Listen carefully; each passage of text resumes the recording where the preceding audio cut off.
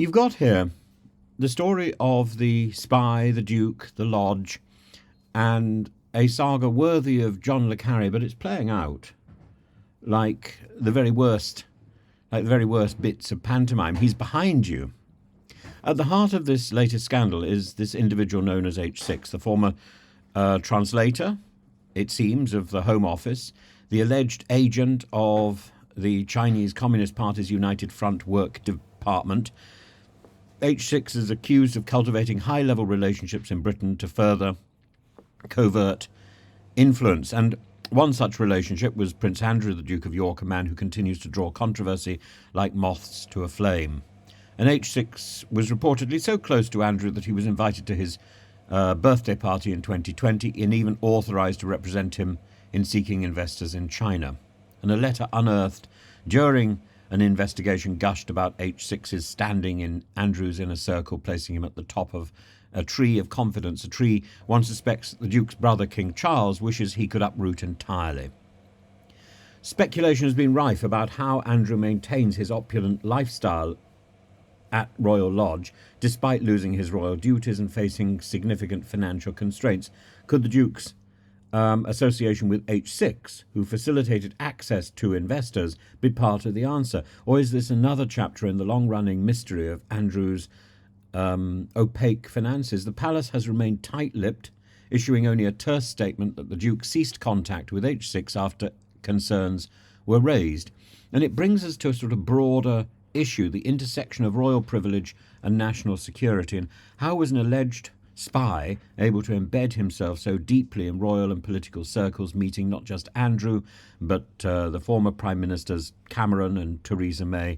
And why has H6's identity been shrouded in anonymity, even as figures like Nigel Farage threatened to name him under parliamentary privilege? Which brings us to Suella Braverman, who expelled H6 in 2023 on grounds of national security. She has now joined calls for his identity to be revealed. Presumably she knows him. If he was translating for the Home Office, she knows him. Are there photographs of this man with Suella Braverman as well? Her involvement is curious, given H6's previous role as a Home Office translator. Did she know of his activities before his expulsion, or was that a convenient oversight? Such questions linger, adding another layer to this murky affair. Kinsey Schofield has warned that Prince Andrew is not just a liability to the monarchy, but potentially to the government. His repeated controversies, from the Epstein scandal to this alleged espionage link, undermines the monarchy's already fragile reputation, and King Charles, reportedly furious, faces the unenviable task of balancing family loyalty with the institution's integrity. And Andrew's defenders argue that he acted through official channels and discussed nothing sensitive with H6, but in espionage, access is often more valuable than information. And as Dame Angela Eagle aptly notes, spies are not short-termists. They're building relationships over years, and that's part of their modus operandi. And so many people were taken in. The palace's reluctance to address these allegations in details raises questions about transparency. If Andrew's ties with H6 were so innocuous, why not disclose more?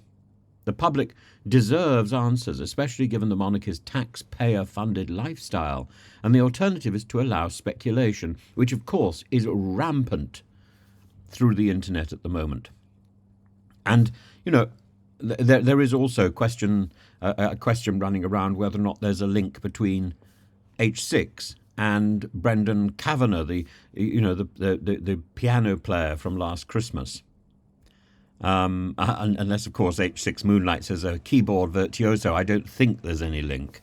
But the bigger picture is about the vulnerability of Britain's institutions to foreign influence and the obsession with pointing the finger of blame rather than taking advantage of the closer links that we have got and trying to forge friendships. A greater friendship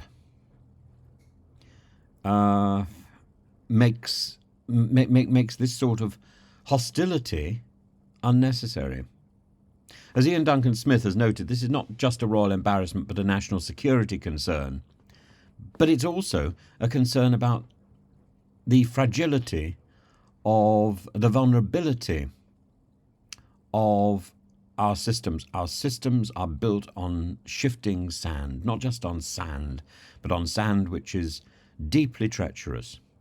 Because nobody is building a base of trust, of friendship, of reaching out, and of trying to bridge divides. Instead, we're all trying to hide in little castles that have no foundation. It's not merely a story about Prince Andrew or even H6. It's a story about how power, privilege, espionage converge in ways that expose the weaknesses in our political and social fabric, in the way we do business, in the way we conduct ourselves internationally and nationally, and how we've become emboldened and in love because of investigations and rhetoric rather than actually getting the job done. We've got to a point where we think that what we say is all that matters. It's not what we say, it's how we behave. And if we can't behave with dignity, and if we can't be trusted in our own country, how can we be trusted abroad? As the palace grapples with yet another crisis from Prince Andrew, one must wonder how many more scandals can the monarchy endure before its resilience gives way to irrelevance, and in the same way, we must wonder how much more can the government, can Westminster endure? Because this story looks to me as if it's got links all over the place. And I suspect if Farage knows anything, he knows that this is going to cause ripples all over the place. And ripples that are not only going to seriously damage the royal family, they're going to invade Westminster itself. Farage is a small-time player in this. And he just wants to be the first to call it out. But he's late in this game. He's late in this game. It's all over the internet. I'm not going to be somebody who's going to announce the name of this person, but I think looking for the name is a futile act. It's futile and ridiculous, and it's looking in the wrong direction. The problem is, who knew? Who knew 6-8 months ago? And what did they do with that knowledge? Because anybody can be duped. Anybody can be waylaid. That's not the problem. The problem is, what do they do afterwards?